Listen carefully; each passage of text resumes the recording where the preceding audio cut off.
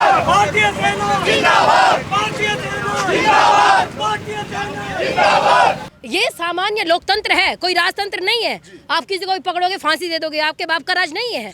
आप लोकतंत्र का मतलब समझिए। अगर आपको उसके बयान से दिक्कत थी, आप नूपुर को ललकारते, बड़े बड़े लोगों को लेकर के आते, उसने कहा कि मैं डिबेट करने को तैयार हूँ, आइए सामने। अगर उसने गलत बोला और वो आपके यहाँ पर नहीं है तो आप उसका विरोध कीजिए, समाज सनातनी आपके साथ है। लेकिन अगर वो आपके यहाँ लिखा है और उसने बोल दिया तो क्या लिखा बोलना भी गुनाह हो गया?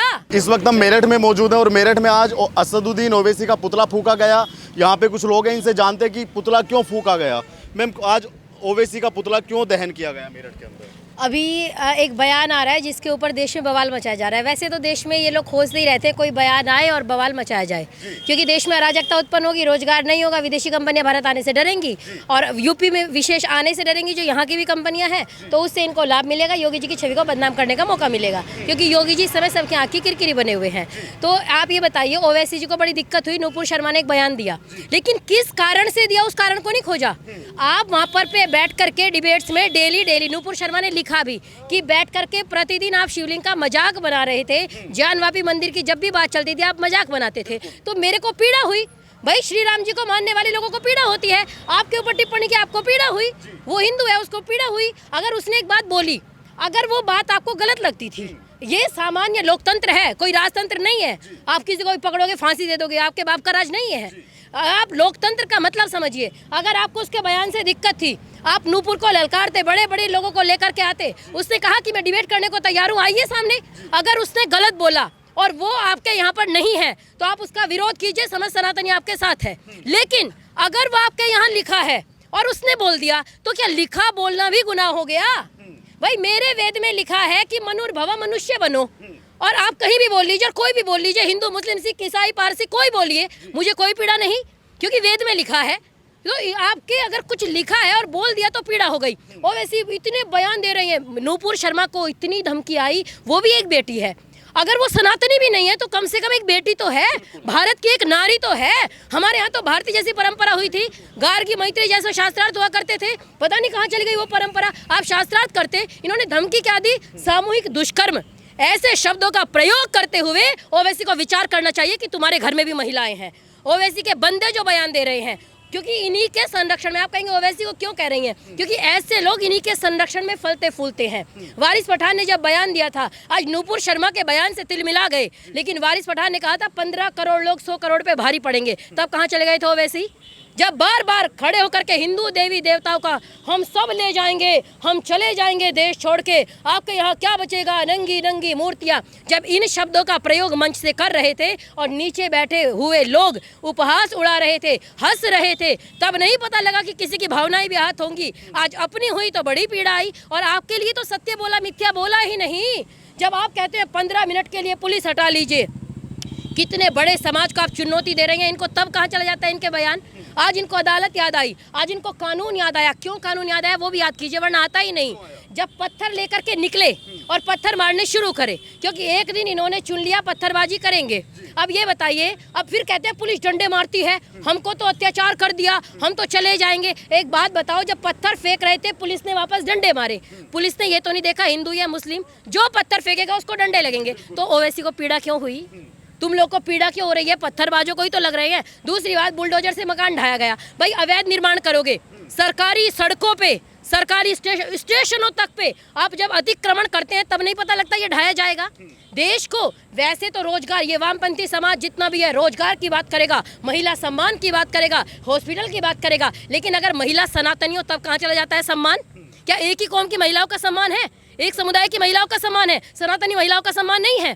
इनको विचार करना चाहिए प्रत्येक महिला का।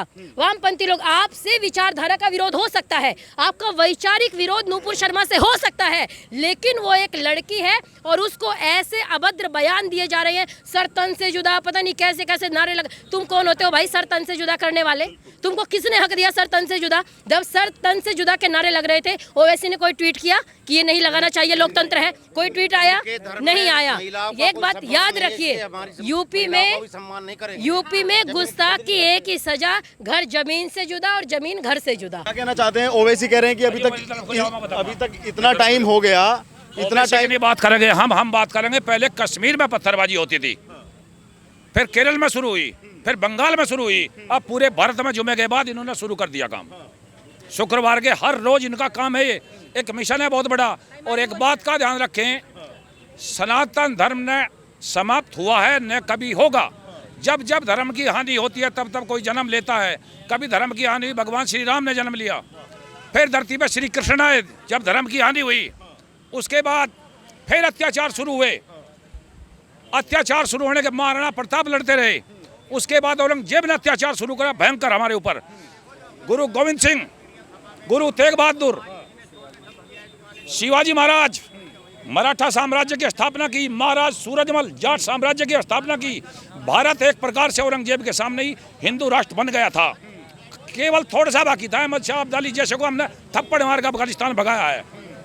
उसके बाद फिर धर्म की हानि हुई, अंग्रेजों ने की, तो महर्षि दयानंद सरस्वती आए, उन्होंने की। आज धर्म की हानि शुरू, और धर्म की हानि सबसे ज्यादा।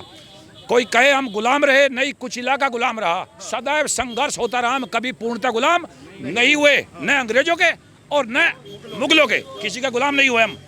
इतिहास गवाह, इतिहास उठा कर देख सकते हैं। गुलाम किए तो हिंदुस्तान का, हमारे भारत का 1/3 हिस्सा कांग्रेस ने गुलाम करवा दिया। कांग्रेस ने गुलाम करवा दिया। अफगानिस्तान, पाकिस्तान, बांग्लादेश का निर्माण करवा के। अखंड हिंदुस्तान होता नहीं तो आज अखंड भारत होता। और ये भारत की आप इतिहास उठा करके देख ले, भारत के टुकड़े होते रहते हैं, रियासतों में बढ़ता रहता है, लेकिन फिर कभी अखंड भारत बन जाता है। उसी ओर मेरे ख्याल से हम बढ़ रहे हैं। आज धर्म की हानि हुई तो उधर मोदी जी आ गए हैं और इधर योगी जी आ गए हैं। और हम आज उत्तर प्रदेश पुलिस के साथ खड़े। शुक्रवार के दिन उत्तर प्रदेश में अगर कोई हमारे धर्मी लोगों के बीच में, अधर्मियों के बीच में, पत्थरबाजों के बीच में अगर कोई रहता है तो वह उत्तर प्रदेश योगी जी की पुलिस रहती है। नहीं तो बहुत बड़ी प्लान के तहत ये कार्रवाई की जाती है, बहुत बड़े दंगे के तहत। लेकिन हमारी पुलिस छाती अड़ा के खड़ी हो जाती है, हेलमेट लगा के पत्थर खाने के लिए। मजबूरी में क्या डंडा भी ला मारे हमारी पुलिस, उसका भी विरोध होता है। और भाई साहब, कड़ी प्रतिक्रिया नहीं होगी, उपद्रवी मानने वाले नहीं है। नहीं तो कश्मीर बनते उत्तर प्रदेश को देर नहीं लगेगी। शायद अभी तक हो जाता अगर योगी जी 5 साल पहले न आते। अच्छा, ओवैसी कह रहे हैं कि नुपुर शर्मा की गिरफ्तारी क्यों नहीं हुई अभी तक, जब एफआईआर हो चुकी, गिरफ्तारी क्यों नहीं हुई? कानून अपना काम करता है, कानून का काम है, कोर्ट का काम है, वो उससे ऊपर कोई नहीं है। वो कानून का काम है, वो गिरफ्तारी होगी नहीं होगी। और सुन लो बात, विदेश से हमको धमकी दिलवाते हैं।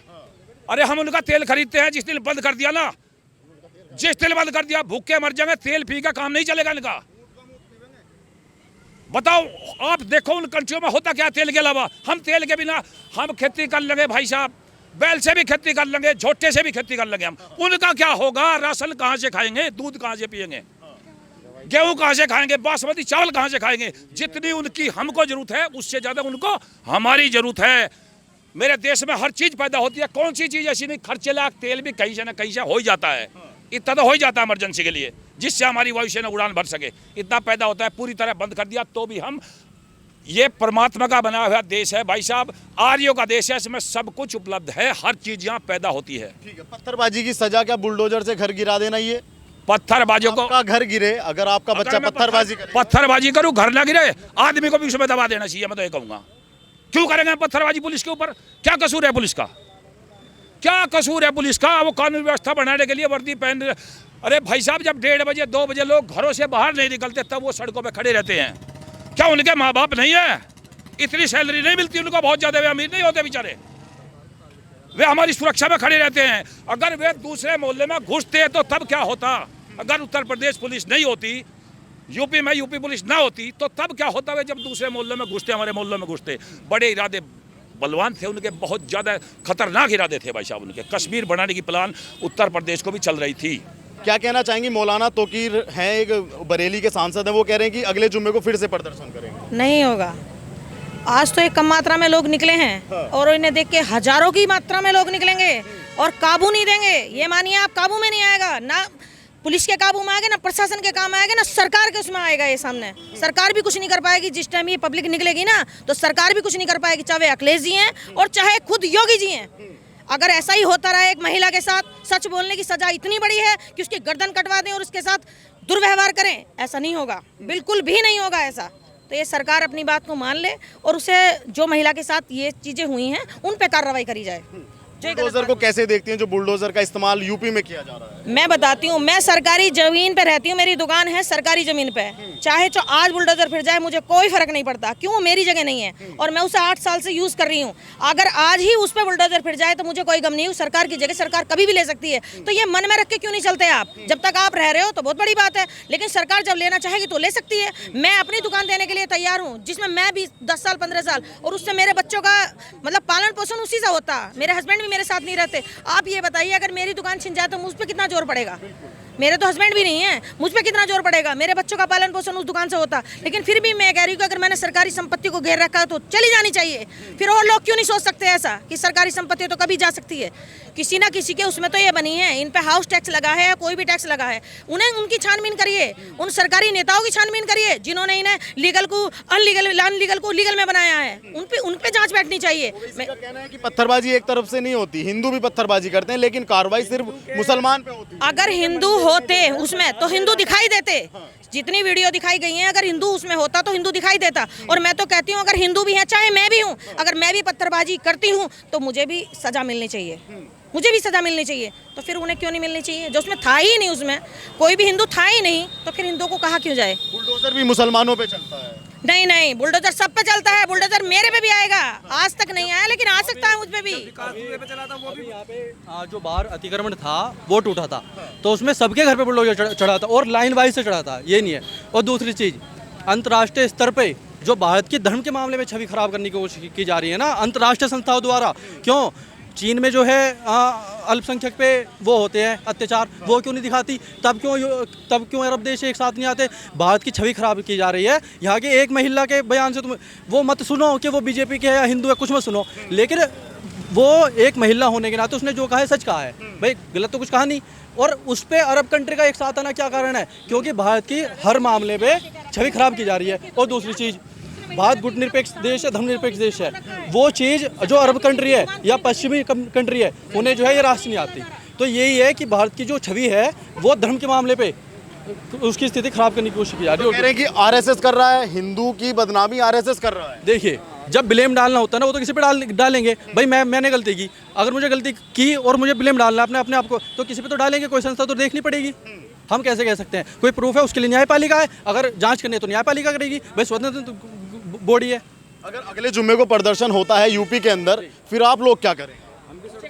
सर देखिए, अगर प्रदर्शन होगा उसके लिए न्यायपालिका है, न्यायपालिका ने आपने देख लिया प्रदर्शन को उन्होंने कैसे हैंडल किया। अगर प्रदर्शन होगा तो उसके लिए देखो आर्मी भी खड़ी है, आर्मी से काम लेंगे, और अगर आर्मी नहीं तो पुलिस से भी। अंदर आंतरिक स्थिति के लिए पुलिस है और बाह्य स्थिति के लिए फौज है। पत्थरबाजी में कहा जा रहा है कि हिंदू भी करते हैं पत्थरबाजी। देखिए सर, जो कार्रवाई हुई है जुम्मे की नमाज के दिन हुई है, तो इससे तो हम कह ही नहीं सकते जुम्मे को कौन करते हैं कौन नहीं करते भाई, वो तो क्लियर है कौन करेंगे, ठीक है। और पत्थरबाजी जिस पे हुई है उस पर कार्रवाई हुई है, वो हिंदू हो चाहे वो हो।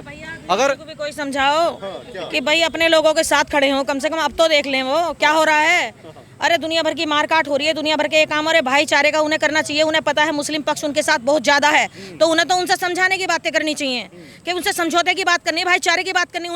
उन्हें समझ में आना चाहिए कि वे भी एक हिंदू हैं। मुझे तो ऐसा लग रहा है पता नहीं कौन सी नींद में वे सो रहे हैं जो अब तक जागे नहीं हैं वे, या फिर हिंदू ही नहीं है वे। क्या बोला जाए इस चीज़ के लिए?